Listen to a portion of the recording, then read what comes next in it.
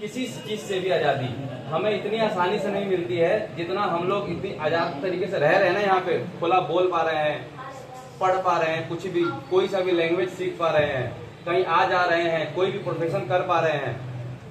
ये आजादी पहले नहीं था। ये आजादी अब हमें मिला है, संविधान से मिला है, देश की जनता से मिला है। हम लोगों ने अपने आप को ही ये आजादी दी है। तुम लोग देश के भविष्य हो। कोई भी होगा, कईयों को इसमें हंसी आएगा कि हम क्या करेंगे, बट एक्चुअली में सोच के देखो कि आगे आने वाले समय में तुम जो देश की इकोनॉमी में हेल्प करोगे, कहीं जॉब करोगे, टैक्स भरोगे, है ना, अपने बच्चों को पढ़ाओगे, टैक्स भरोगे, तो तुम ही लोग इस देश की पूंजी हो।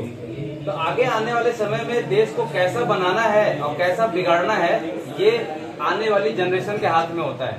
तो हमें अब आजादी तो मिल गई है, लेकिन जब हमारा देश और ज्यादा अच्छा होगा और पूरी दुनिया हमारे देश को सराहेगी, सफाई के मामले में, पढ़ाई के मामले में, साइंस एंड टेक्नोलॉजी के मामले में, आने वाले जो भी डेवलपमेंट है उसके मामले में अगर दूसरे देश भी अगर हमारे देश की सराहना करने लग जाए ना, तब समझना कि हमारा देश जो है ना और अच्छा हो गया है। हिंदुस्तान हमारा और अच्छा कब होगा, जब हम, जो लड़का है वो लड़की की इज्जत करे, लड़की है वो लड़के की इज्जत करे। जब हम लड़कों को ना ये नहीं करना चाहिए कि हमें अपनी बहनों को, अपनी माताओं को प्रोटेक्ट करना है, वो अपना प्रोटेक्शन खुद कर लेंगी।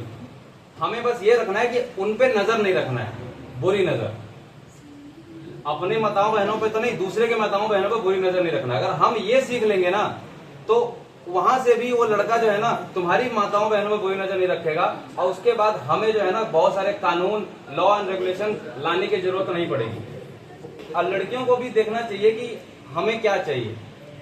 तुम लोगों को पढ़ लिख करके सबसे पहले फाइनेंशियली इंडिपेंडेंट होना चाहिए। ये कभी नहीं सोचना चाहिए कि हमारे मम्मी पापा जो है ना कहीं शादी करवा देंगे, वहां जा करके और उसके पैसों पे ऐश करना है। ये कभी नहीं सोचना, वो ऐश बिल्कुल भी नहीं होता, वो गुलामी होती है एक तरह से। हम हिंदुस्तान के जो जनता है, जो आदमी है, वो तो आजाद हो जाता है, लेकिन औरतें जल्दी आजाद नहीं होती जब तक वो फाइनेंशियली इंडिपेंडेंट नहीं होती हैं। अब कुछ लड़कियां जो समझ जाती है ना, उनको देख करके हम प्राउड फील करते हैं। जैसे जो भी पुलिस में जो फीमेल है, आर्मी में जो फीमेल है, डॉक्टर हैं, इंजीनियर्स हैं जो फीमेल हैं, या फीमेल पॉलिटिशियन भी हैं, उन सबको देख के हमें गर्व होता है। एज ए मैन मुझे गर्व होता है कि इन सबको देख के मेरे चेहरे पे स्माइल आता है कि ये है लड़की, ऐसी होनी चाहिए लड़की। ठीक, जो लड़कियां हाउसवाइफ होती हैं उनका अपना चॉइस होता है, बट उससे ज्यादा अच्छा देश को कौन संभाल पाएगा, जब लड़कियां भी इकोनॉमी में हेल्प करेंगी, तब देश हमारा दोगुनी तेजी से बढ़ेगा।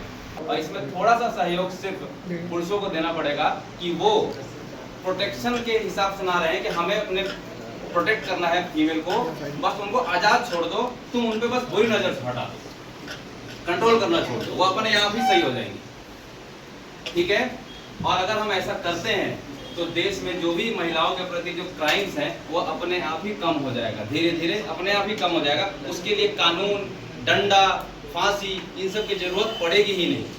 ऐसे कई सारे ऐसे देश हैं जहाँ पे ये सभी लड़का लड़की में कोई भेदभाव नहीं किया जाता है, कानूनी तौर पर भी और सोशली तौर पर भी। बायोलॉजिकली जो अंतर है वो अंतर है, बट सोशली और कानूनी तौर पर वो भेदभाव नहीं करते हैं, और वो देश ज्यादा सक्षम है। एग्जाम्पल के लिए यूरोपियन कंट्री है, नॉर्वे हो गया, स्वीडन हो गया, वहाँ के लोग खुश हैं। क्यों? क्योंकि वहाँ पे ये सब भेदभाव नहीं है, दोनों को बराबर समझा जाता है।